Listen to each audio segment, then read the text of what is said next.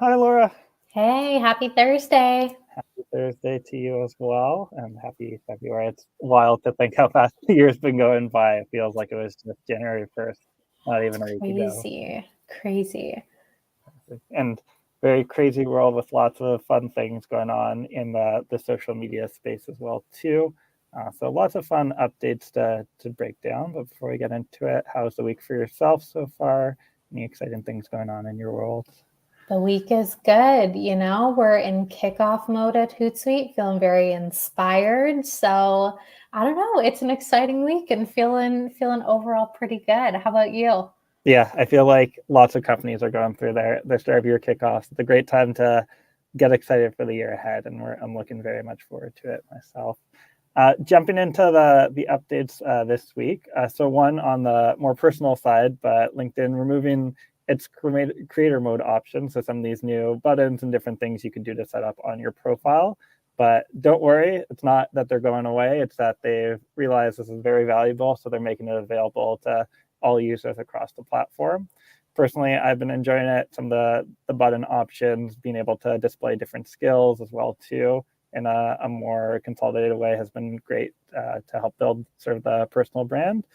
But curious to get your take on this slight change here over at LinkedIn. Yeah, I'm excited. I think, one of the really cool opportunities that will come with this is that everyone will have access to better analytics. That was one of the really cool aspects of creator mode, that you could really dive into what was working well for you and a little bit more in terms of, your post analytics there. So I think it'll be great to sort of open that up to everybody. Even if you're maybe more of a consumer of content and not creating content, it's kind of cool to see and like check in if you start to dabble in that down the road, what those metrics can look like for you. And then the other really interesting thing that I found about this update was, as they're removing creator mode and opening it up to everybody, they're going to be getting rid of the hashtags at the top of your profile. And so it makes sense. We've talked about it before in past episodes, how LinkedIn's got a big push towards AI. So really, the premise there is, maybe we don't need to focus so hard on any sort of hashtag usage within LinkedIn anymore. And it's more so just making sure we have the right keywords in our post so that it helps with search engine optimization there. But definitely a cool one to see, straying away from those hashtags and really focusing more in on, AI and algorithms bringing you content that you want to see. Yeah, absolutely. And it'll be interesting to see if more people get engaged on LinkedIn with these new features here. It's definitely a big trend. LinkedIn's been sharing numbers as engagement's been going up on their platform overall. Continuing on here, I know last week we talked about how TikTok was promoting horizontal instead of vertical videos. It's interesting to see this update coming out from X now, where they're focusing on vertical video and being able to extend that ad format out to all advertisers on their platform. So two platforms going in slightly different directions overall here. From a user experience perspective, I think it's good overall. Like vertical videos definitely improve the experience when it's come to consuming content on platforms, whether that's been on Instagram, on Twitter, or on other platforms over these past few years. From an advertiser perspective, I think it's also a great win, allowing teams to be able to scale more of the great content that they're doing across different channels and still test it out in different ways. But if you're going to go through the work to create an ad for TikTok, for Instagram Reels, now you have another opportunity from a placement perspective. Curious to get your thoughts overall here. Do you think advertisers should be starting to sort of spread their ads budget more here, or what are your thoughts overall, Laura? Yeah, I mean, I think it depends where your audience spends time, right? So if your ideal target audience spends time on X, for sure, you should be advertising there too. But I think this is a great update. Vertical anything when it comes to content, I think is fantastic just because it takes up way more screen real estate.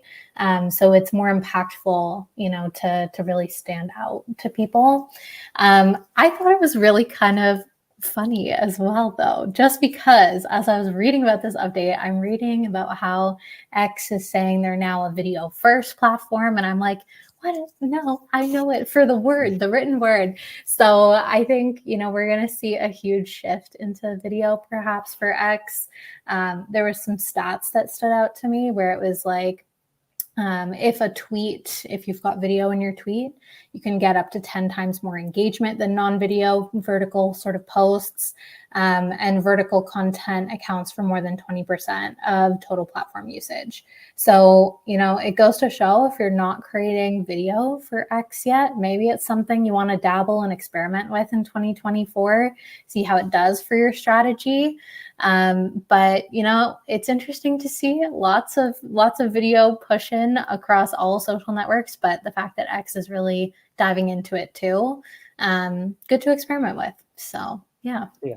And I think it's also a good reminder when we talk about these new opportunities and what's nice about social is that you can test things out at a relatively low cost here. So for those that are already doing a lot of these vertical ads on other platforms, maybe allocating like $500 for a month to go in there, test, see the results you're getting. Like, is it something that you would want to double down on, or maybe you're just not seeing that ROI there as well too. So definitely a great new thing to be aware of and a good opportunity to explore. Last update to chat about here around TikTok and a very interesting update that ties into the broader sort of social SEO conversation. So TikTok trying to capture more of that market, trying to take more of Google's dominant share of search here, prompting users to download sort of a new dedicated search shortcut on their phones itself. And then within the TikTok app, they have that little new line that appears right at the bottom of content that you're scrolling through to easily search as well too. For me, it's interesting to see the evolution of how different generations are using search. I'm still like very tied into if I need to find information, I go to Google, but I know that's not the case for everyone. And that a lot of people turn to TikTok to be able to see the answer rather than having to read through it. But curious to get your thoughts, Laura, overall as TikTok tries to push search more within their platform.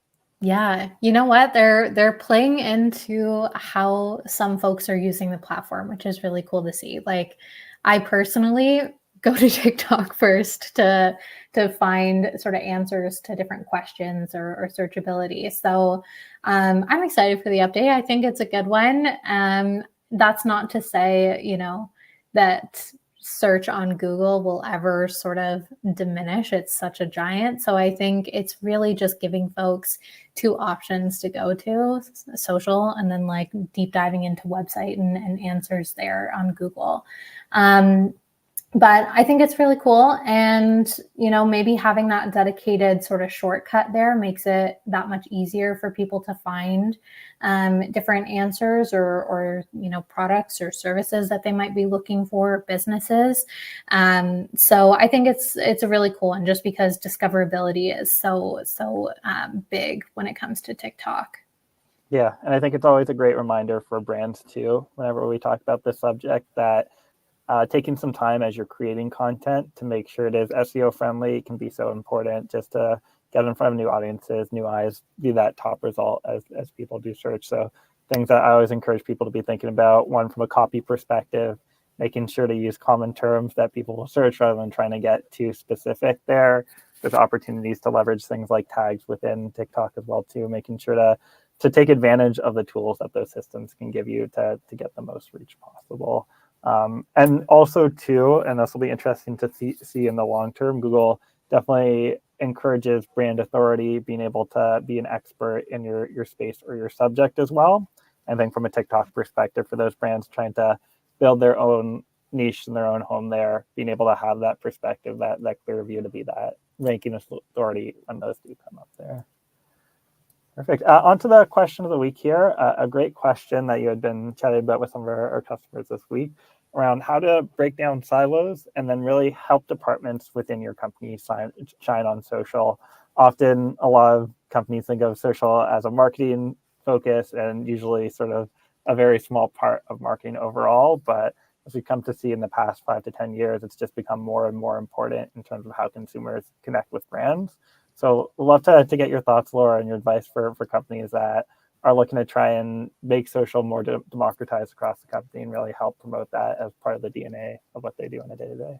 Yeah, you know what? It's, I think, so important to have just sort of a mentality that, when it comes to marketing, we're also thinking about it from a social first perspective and not always sort of that last check mark or that last box to tick for a lot of different campaigns that might be happening within the company. So I know, like, historically that can happen at a lot of companies, especially ones that are maybe just getting started on social or still trying to showcase that value.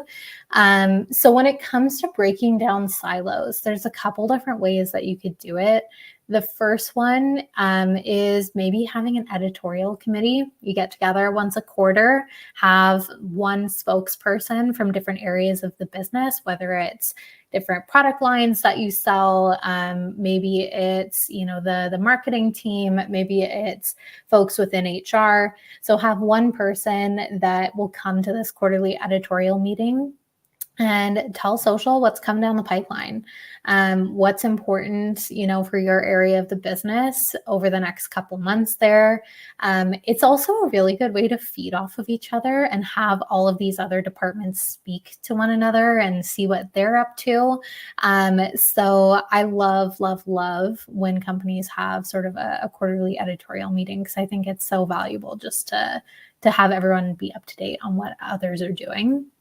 And then the other thing that you could think of, and this is one area that I was exploring with a customer this week, was maybe if you've got some folks that are social savvy within these departments and it makes sense to do so, maybe you explore like LinkedIn showcase pages. So that was one area that we were looking at where, sometimes the global page or the page for your business can get really sort of diverse when it comes to content, right? So, and that's what we want from a global page. We want to be posting a little bit about everything our business does. But if you have one department in particular that, has a ton of content ideas and really wants to sort of have its own niche or niche audience there, maybe it could be an idea to explore a LinkedIn showcase page for them where they can curate their own sort of targeted audience and interact with people. And really, when it comes to a showcase page, though, you just want to make sure that you have enough content to sustain it. So it's got to be the right opportunity or the right department that will sort of explore that. But it's another good way as well to get some of the other areas of the business active on social and sort of helping build these audiences. Yeah, I think great points of advice there. It's always amazing to see companies, and especially people within companies, start to emerge and be able to build their voice and their brand on social, but do it in conjunction with the amazing organizations that are part of. There's definitely a few people that come to mind that have had the chance to cross paths with, who have built great followings, but are also tied into being that brand ambassador overall. Moving on to the highlight of the day here, and one that's been very fun to watch and very interesting to keep track of over the long term here is the launch of the new Apple Vision Pro, the latest and greatest Apple product. For those who haven't seen this yet, it's Apple's new sort of artificial reality goggles that you wear, where you'll still be able to see what the world looks like out there normally, but then you have these superimposed screens and virtual elements that you can start to interact with as well too. It's fascinating to see these on videos where you can see people's perspective, where they're out on a subway or out at a park in the middle of the city, but then they're able to pull up their YouTube video in one screen, their email in another, have a little virtual keyboard that they're typing away at. And definitely a little bit of a sci-fi type of moment that I'm seeing here. It's very early days here from a tech perspective, but curious to get your thoughts, Laura. Will we all be wearing these big bulky goggles walking around in a couple of years from now, or what are your thoughts overall? You know what? They're pretty snazzy, I gotta say. Like, I was telling Ezra, for those of you listening, earlier, that I went to Apple earlier this week to get a charger and opened up the website and immediately saw these goggles and was like, wow, okay, this is pretty cool. I love it. I think it's kind of fun. It's going to be one of those really interesting ones, I guess, seeing people walk around with it for the first time. It'll stand out. They're fairly large on the face, right? But I think it's a really cool opportunity to bring digital into real life. And, I don't know, anything sort of tech related like that is just so interesting. So I'm excited to see where they go. You know, Apple's a big one. And so anytime they make a product, it does really, really well. So I'm excited to see what happens with these goggles in particular, but definitely a cool one for sure. I got to go check out those videos you were talking about where you can see the perspective, but yeah, definitely very cool. Yeah, it'll be interesting to see. I think the biggest hurdle for me, at least, is that, and it reminds me of when we were all wearing masks as well too, where when you cover up that personal element, whether that's your mouth or your eyes, there, it closes off a little bit of that personal connection. So I'm sure Apple has very many smart people working away at that, and will figure out a way to make these lighter and smaller and just sort of on top of what we already wear with glasses or something else. But I think at this stage, probably not mass adoption, but it'll be interesting to see as people figure out how to incorporate that into their day-to-day. I think on that note, a great place to end the show. Thank you again, everyone, for joining, and wishing everyone a wonderful rest of the week.